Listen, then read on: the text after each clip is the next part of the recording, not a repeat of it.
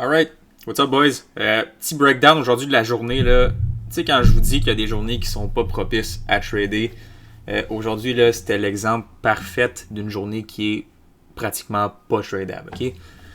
On va prendre compte là que on s'est tous levés en même temps à 8h du matin puis qu'on était devant nos charts à 8h du matin. Donc la journée là, elle commencerait à peu près 5h, 7h, 8h. Fait qu'elle commencerait là, ici. Cette chandelle-là, à peu près, ok? De 1, mouvement hier au 61. Tout ce que j'aurais attendu, moi, là, c'était un retest de ce niveau-là ici. Il est juste jamais arrivé, fait que j'ai pas pu jumper dans le mouvement. Durant London, on le sait, les moves sont souvent très linéaires. C'est toujours le fun à trader. Fait qu'on aurait eu là, un beau take profit assez facile pour ce trade-là. Finalement, ben, on l'a manqué. Qu'est-ce que tu veux faire? Ce matin, on se lève. Le seul trade qui s'est passé à matin là, qui aurait été bon de prendre puis qui aurait fonctionné, en fait, là, on se serait fait sortir à break-even si tu avais attendu pour un all-time high, mais c'est celui-là ici. Okay? Ce petit fib 88 là, de ce niveau-là, ça se prendrait. Mais malheureusement, là, il était 5h45. Moi, j'avais congé de gym un matin, fait que j'étais pas debout à 5h30.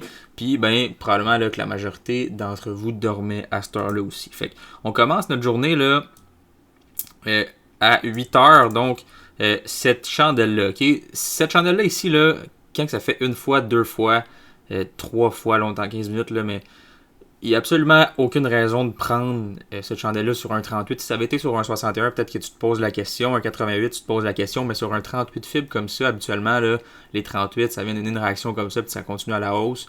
Là, qui viennent le retester encore une fois. Pas fameux, ok? Fait que, si tu avais pris ce trade-là, I guess que tu aurais été chanceux et tu serais encore dedans. Mais je trouve pas que ça vaut la peine là, de prendre un trade comme ça quand ça fait déjà 2 fois qu'il a été testé ce niveau-là. Puis c'est pas un niveau qui est incroyablement fort. Ok? Fait que là, ce matin, là, on avait notre première zone de short qui était déjà là, une zone high risk parce qu'elle a été testée plusieurs fois. Mais c'est un 88, fait qu'on peut prendre la chance. Ok? Moi, je l'ai pris. J'ai essayé de sniper le 88. Premièrement, j'avais ma stop loss en haut de cette wick-là ici. Finalement, on a eu donné une réaction. Ça fait plusieurs fois qu'on vient le tester. Ça se peut très bien qu'il brise. Ça me tentait pas de me faire sortir là, avec ma stop loss initiale qui était là, si je me trompe pas, 15-20 pips, 17 pips. Fait que ce que j'ai fait, c'est que j'ai juste, une fois qu'on est venu là, donner là, du 1 to 1, à peu près là, que j'étais plus 12-15 pips en profit, j'ai juste mis ma stop loss, pas à break-even, mais je l'ai mis par-dessus là, cette wick là ici. En 5 minutes, on va mieux la voir. Fait que je l'avais descendu là, juste par-dessus ça. Puis finalement, ben, je me suis fait sortir moins 5 pips, ok? Pas grave. C'était un trade à prendre, pas nécessairement parce que c'est pas un A+ setup, mais c'est un 88, fait que ça valait peut-être la peine, ok? Ensuite de ça, tu regardes ça puis tu te dis, bon, qu'est-ce qu'on fait maintenant? Gold a brisé le 88, il va très fort probablement aller vers le target qui est 2750. Fait que t'attends. Si t'es un dumb retail, tu try un double top ici. Qu'est-ce qui se passe? Il donne un semblant de downside. Finalement, il va te sortir. Fait que soit tu t'es fait sortir à break-even si t'as une belle entrée, soit ça doit être ta stop loss. Après ça, si t'es intelligent, tu prends le fake out. Moi, je l'ai pas pris, mais ça se prenait très bien. Fait qu'une fois que le 5 minutes est venu closer en dessous, là, tu mets ta stop loss par-dessus. Puis t'es en masse correct. Ça t'aurait donné là plus ou moins 68 pips. Tu peux prendre des profits là-dedans. Personnellement, est-ce que j'aurais attendu un break de ce niveau-là? Probablement. J'aurais voulu target là, un 61 comme ça. Fait que ça aurait fini que je me sois fait break-even juste ici. Puis finalement, là, il a redescendu. Ici, le retest du 100, ça se prend clairement. Tu aurais pu le prendre ici. Avec ta stop loss par-dessus ça. Finalement, qu'est-ce qui se passe? Tu donnes un peu de downside, tu te fais break-even. Ce bail-là, malheureusement, il n'y a pas vraiment de façon de le prendre, là, à moins que ça soit un 88 à partir de cette week-là, mais c'est vraiment un stretch. Après ça, le marché remonte.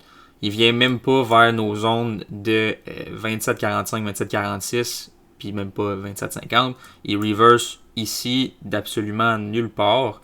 Fait que tu avais pris là, un impulse buy au breakout ici, que tu avais pris là, un buy dans un petit genre de structure que tu avais de break retest ici.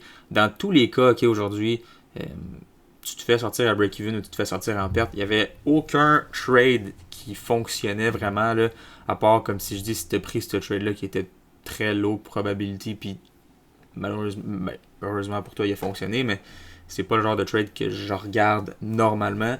Fait que le seul trade que j'ai pris aujourd'hui, moi, là, c'était le short. Le short là, au 88 ici. Finalement, je me suis fait sortir moins 5 pips.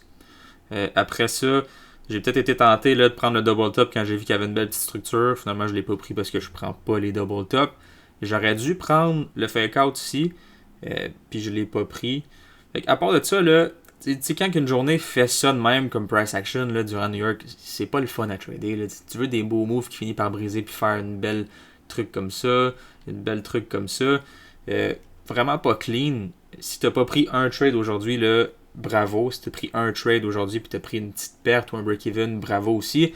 Si tu t'es mis à prendre là, plein de trades de FOMO, ben parle-toi parce que c'est pas comme ça que tu vas devenir profitable en trading. Faut que tu sois capable, là, tu sais, quand tu vois un genre de structure comme ça, là, tu le sais que les trades vont être choppy, tu sais que les entrées vont pas être parfaites. C'est pas le genre de place où tu veux risquer ton argent. Là. Tu vas attendre que le marché settle, que ça soit beau, qu'il y ait des beaux niveaux, que les niveaux soient respectés. Puis là, tu prends un trade. Okay? Aujourd'hui, c'était malheureusement pas une journée pour du beau trading qui est clean. Fait que si tu as pris congé, si tu n'as pas pris de trade, bravo. Si tu as pris une mini perte, c'est correct aussi. Mais si tu as pris beaucoup de pertes, beaucoup de break-even, revise le plan parce que des journées comme ça, là, c'est pas des journées de trading, mais pas du tout.